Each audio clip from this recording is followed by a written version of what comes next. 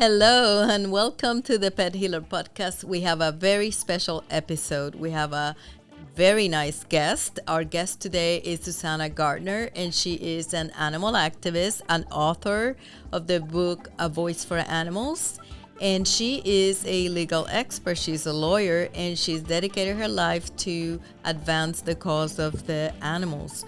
And so, definitely one of our fellow pet healers in her own way. And so I am very, very glad to welcome you, Susanna, to our Pet Healer podcast. Thank you so much for having me.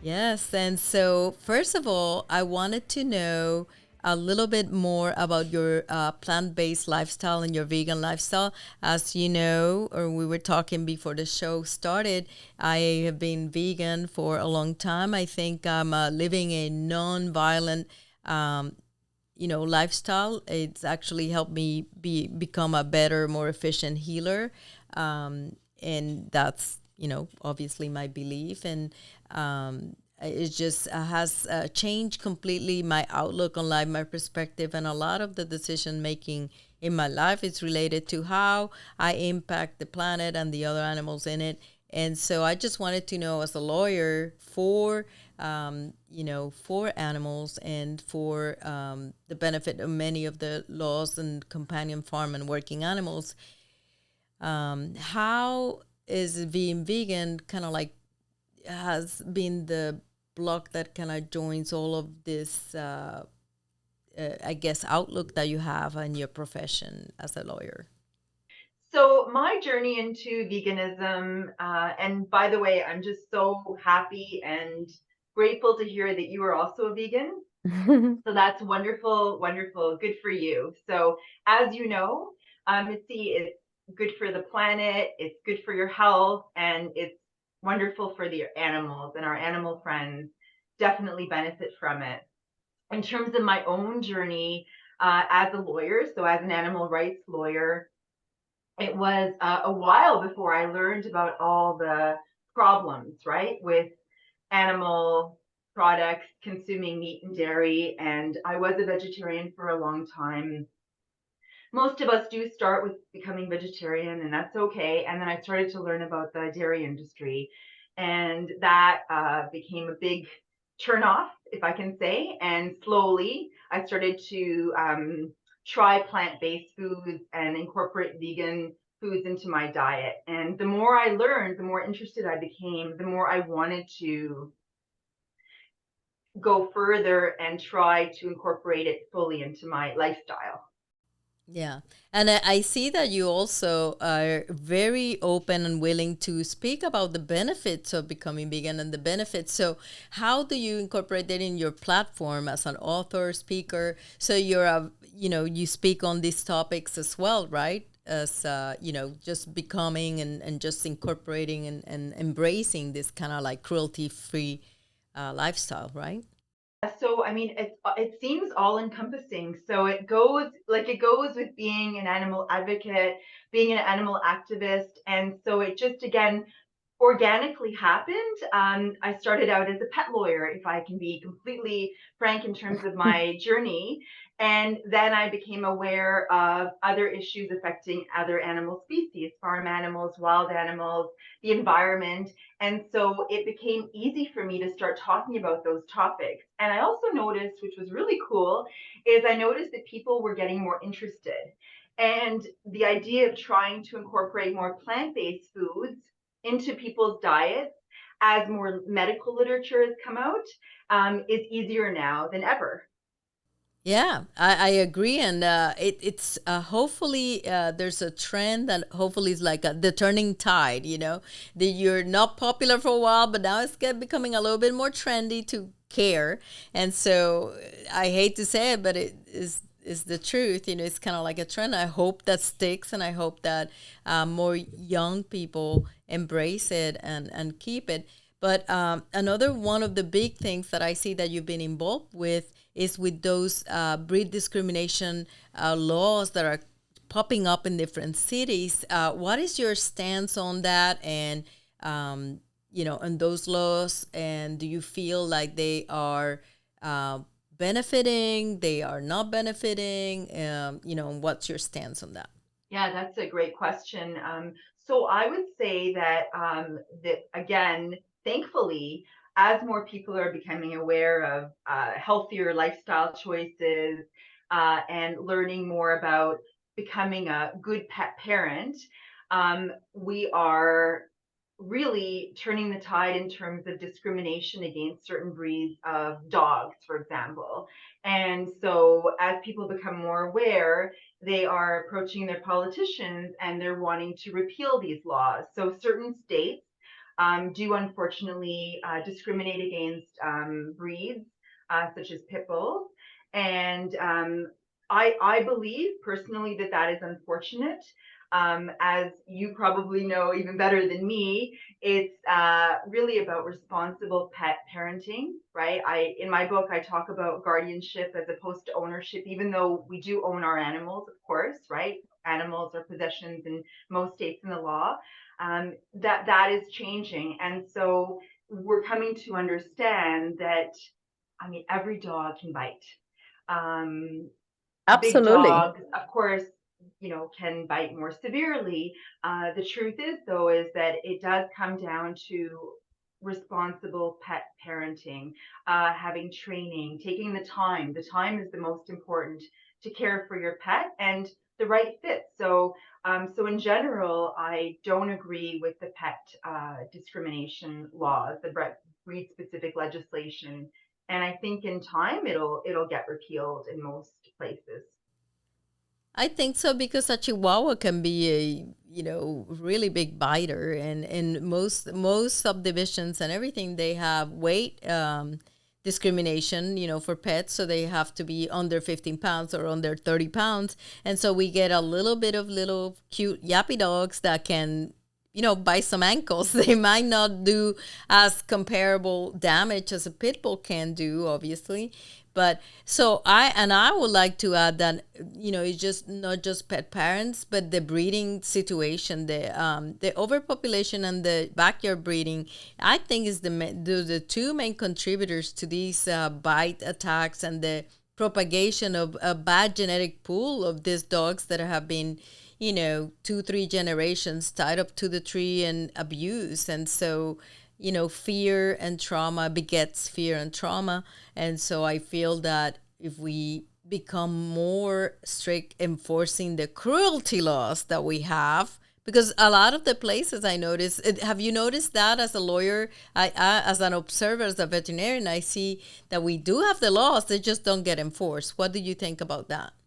Yes, yes, absolutely. You are 100% correct. And that is, it's going to the root of the problem, right? So the root of Exactly. the problem is what you said. You have to go back and think about what was the history of that dog's family, what kind of environment did they come from? And so the enforcement is the most important part. You can pass laws, but if you're not enforcing them, if you're not actively seeking out to stop those. I mean, you call them backyard breeders. Another term would be puppy mills, Yeah, puppy right? That mills. Yeah. overturn dogs. And I talk about that in my book. I get into how can we get involved in further detail because so many of us want to and we don't know how, right? So it's Is more than just, yeah, go Yeah. ahead. No, no, no. Go ahead. Finish. I So it's think more than just, yeah, sharing on social media, although that helps too as we spread awareness on these issues. The enforceability part becomes more easy for the enforcement authorities to be able to crack down on these situations that are really the root of the problem. Yeah, and a lot of them are serial offenders. They go in a county, they do it, then they move, and they the operation, because exploitation of animals, unfortunately, is very profitable. Especially with, you see it with the Frenchies and that are coming out, a lot of really bad genetic breeding and everything. So I feel like sometimes it's just. I do spay and neuter for our humane society. Sometimes it's like I'm putting a drop in the ocean of this problem of overpopulation, and just so I really think that your book is so important because we just need to start changing minds. Until we change the mindset, we're not going to achieve what we want. the best the rights for our animals, the correct way of raising and of being a parent to or guardian to these pets.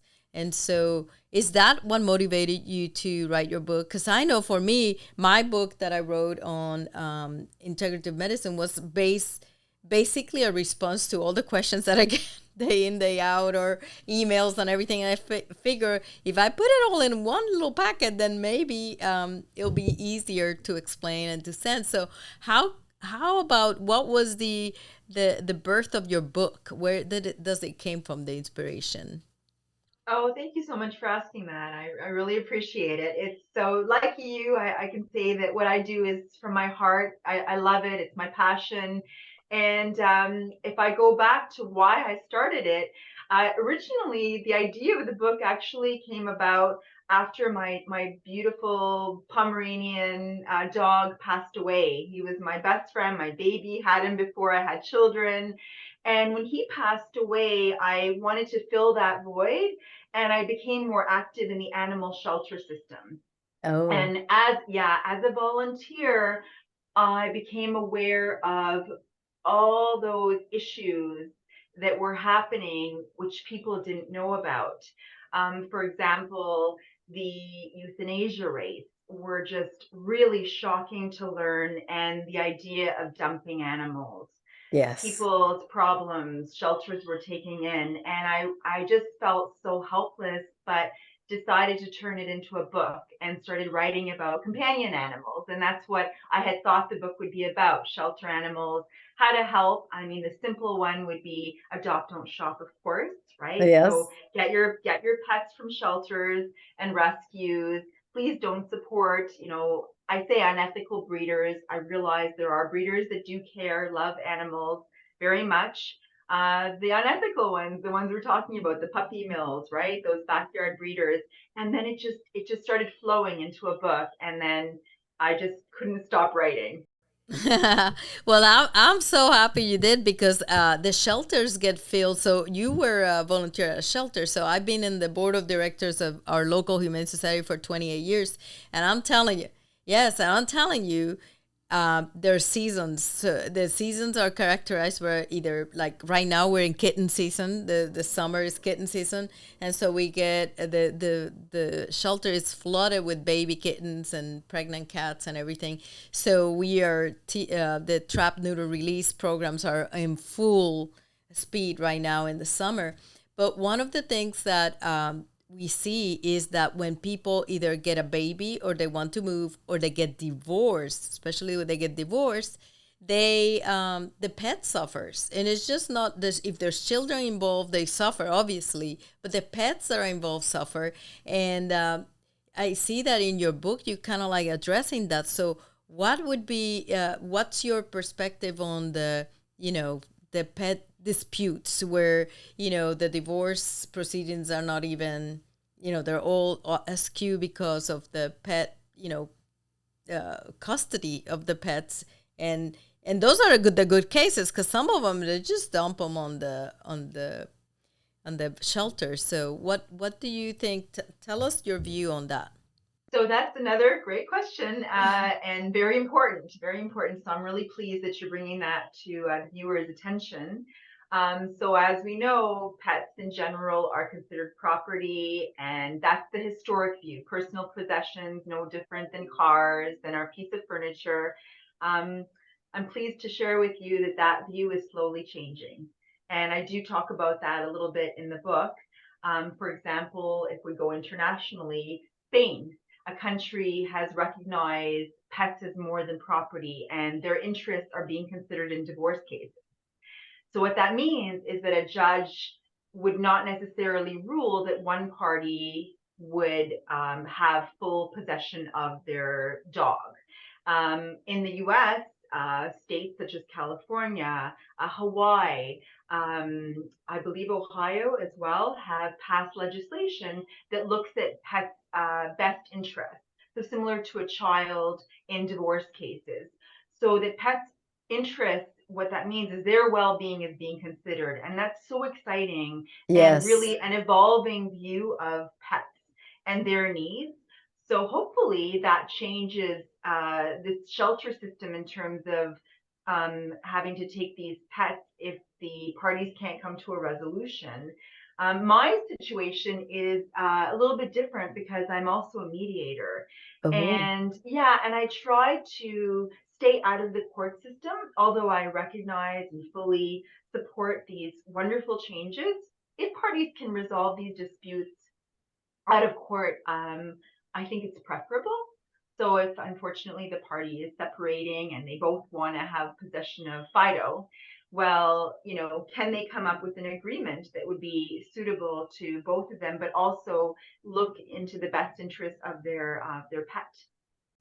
Yeah, for example, for example, one of the partners is a workaholic and the other one is a stay-at-home a person, then you would think that the benefit, would be basically take the person that has the more time and is able to take better care rather than ship it. But sometimes, because pets are considered possessions, some of the people are just so narrow-minded that are involved in those disputes are so narrow-minded that they just can't.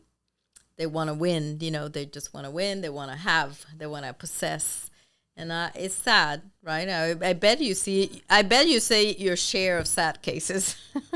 Yeah, I have, and that is a really good point in terms of the person that may want to take possession and is working, 14 hours a day, and then goes to court. And unfortunately, in those states where the best interests of the animal are not considered, the person that has proof of ownership, right, so pays more of the bills, may get awarded custody and full possession of the pet, which Oh, isn't necessarily looking at the well-being of the animal. And that's yeah. the sad part. Yeah. So yes, of course, there's sad cases.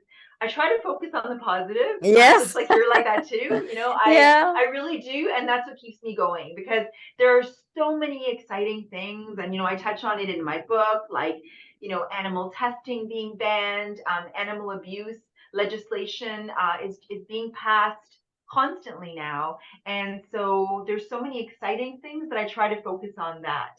Yes, I agree. I agree because it's too sad otherwise. It's too sad. It's too sad. It's and too and sad. And and with the pandemic, pandemic pets became super popular.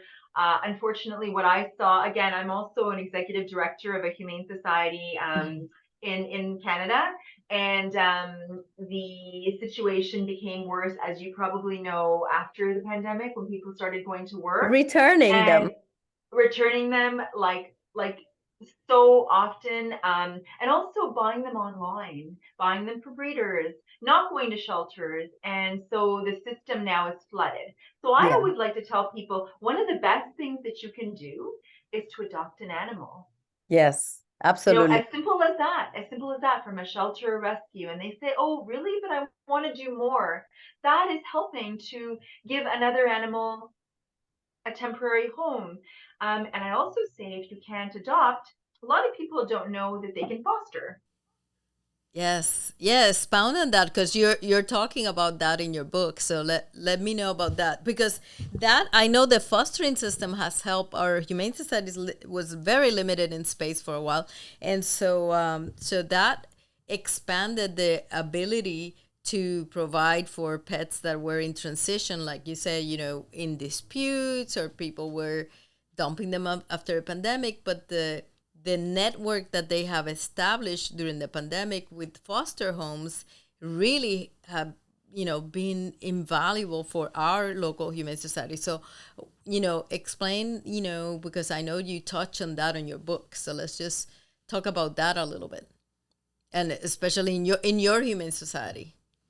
Yeah, so I would say that that is one of the most important takeaways from both my book and hopefully our conversation is the idea of adopting. If you can't adopt, volunteer, and then fostering. Fostering is a big one because again it relieves the system, from the burden. It also is a great transition to have an animal out of the shelter, which can be extremely stressful for them. We put ourselves in their shoes. What's it like to be in a shelter? Scary, can be very scary, can be quite noisy, right? They're alive, right? They're sentient beings. Yeah. So many of them came from loving homes and end up there. They don't know why. And so giving them that space away and providing them with a loving home can be wonderful. Another thing which is amazing about fostering, which I learned actually personally, my family decided to foster recently a German Shepherd puppy who is not here at the moment because he would be a little bit distracting. His name is Oakley. And what happened was he came in through a breeder situation, a hoarding situation, and the shelter was full. And you probably know more than I do that a shelter is not a great place for a puppy. No. Uh, and so I decided to take him home and we'd adopted him. But what I learned in that process was that the fostering can be very beneficial for the dog, and also the humane society, some of them will provide you with the food, will pay for the vet bills. And I mean, that's a relief for families as well that are struggling. I mean, right now after the pandemic, they may want to do that as an option instead of adopting if they're not ready, for example. Exactly, and some families that perhaps they're not sure, will a puppy fit in our lifestyle? They can do a short-term commitment, right? And then kind of like test drive, test drive the concept of having a puppy and all that it entails, and then see if that, because I see a lot of people that want to, oh, I want my kids to learn compassion and learn, and I feel this is a very valid concern of a parent. I feel like the kids, there's no better teacher than an animal, to because they have unconditional love. They have no criticism, unconditional love. And so and the caring of that pet, you start the patterns of these little humans, is to be becoming a nurturing, caring person. And so that's what we need more in the world of. So obviously fostering might be a short-term commitment, but still make a big impact in the shelter, in the life of that pet, socialize them, because every day for a puppy is a lifetime. They are little sponges, and of course they get trauma. They get a lot of rejection from being abandoned, and so it affects their well-being and the development. So I definitely don't, it better to be fostered than being for a young puppy than to be in the shelter. That's for sure. Now, one of the things that I wanted to ask you, do you do or do you recommend living wills, or wills for including your pets in the will, or having a specific will for your pet? Because, we hear about all these rich people, that have the cat and they live the millions to the cat and everything. But even regular person, middle class person, they have a cat, and perhaps, they're a only person, and the cat might outlive that person. What is a good advice that you would say? Is there any resources available for people, seniors, or people that are, concerned about their pets? Maybe an exotic pet like a bird or a turtle that will outgrow most of us or live all of us. So, are steps, are resources, or any steps? What's your advice for all of those that are listening to us and might have that concern? Yeah, that's again another great question. You just keep coming with them. And very important to think about your pets, again, your pet's well being. What happens if something happens to you? You're young, you're healthy, you don't think about that. But you go to the lawyer, you go to a regular lawyer and you have a discussion, you're doing your will. You could put in a provision as to guardianship, transfer of ownership, should something happen to you. Very important. Another option, so that's option number one, probably the easiest. Uh-huh. Most lawyers could probably put in a provision about their pets and who you would transfer the ownership of your pet. You could have a trust set up, for example, so that family member or friend, whoever you want to delegate the task and agrees, usually it's a good idea to have the conversation with someone, would have expenses. So you'd leave a certain amount for them, right? So Yeah. that Uh-huh. that person can afford to take care of them. Another option is, for example, I was practicing as an animal lawyer, an animal rights lawyer, and we did have cases from time to time, um, particularly with elderly people that were concerned and wanted to make sure that their pets were taken care of should something happen to them. So you could hire an animal rights lawyer and have a specific, will that delegates care of your pet. And then the third option would be to inquire and possibly even transfer ownership with a reputable rescue organization if that's something that you were considering and you didn't have anyone to leave your pet with. So I've Yeah. seen that as well. Or if you were getting elderly or you become incapacitated. So there are many options to consider, and it's very important. Yeah, I agree. I think it's very important, especially when it comes to exotics, just to, even visit, if you don't have a person, like you said, a sanctuary or a breed specific rescue. Like we cooperate with Pug Rescue because I have two pugs, so I really love pugs. And so we cooperate with Pug Rescue Florida, and they get a lot of senior pugs, and the reason most of the 9 out of 10 is that the owners die, and luckily they this rescue is very active. They go to the animal services and they just take their breeds out of there. They're very active. So but that's one of the saddest things that I just so often wonder. It was there nobody in their family that wanted this pet, so it's one of those things that I feel like all responsible pet parents should at least, they don't have to obsess, they don't have to lose sleep like you say, but they just have to plan, be prepared. Yeah, just plan. I mean, whether it's like you said, a bird, right, a turtle, which can definitely outlive, right, humans. Mm-hmm. Even a dog, if you're elderly and you're concerned about their well-being, which of course most of us are. Even if you're not an elderly person, life is unpredictable, and being proactive and just thinking about the next steps can be very, very, very helpful and save their life. Yeah. So, one more thing, and I don't want to spill all the beans of your book, A Voice for Animals, but I really hope that our listeners, they can get it anywhere, right? In Amazon, and it's ready to pre-order and everything, whatever books are sold.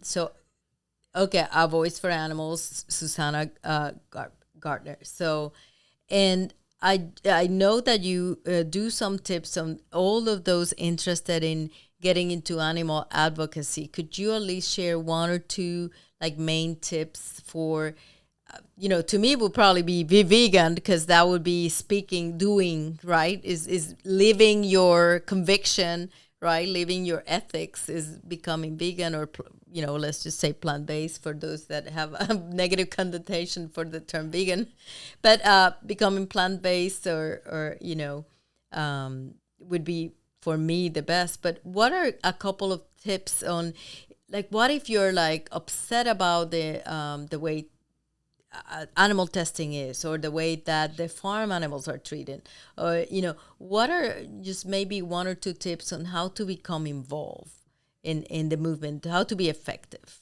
Yeah, no. So there's so many ways to become effective. I love, like you, I love the plant-based, like walk the walk. I always Hmm. say that, right? So that's taking individual steps to really show your concern and be a conscious consumer. That's one of them. So if you're worried about, animal testing and you want to live clean, then you want to start looking at your labels. Like look for the leaping bunny on your cosmetics.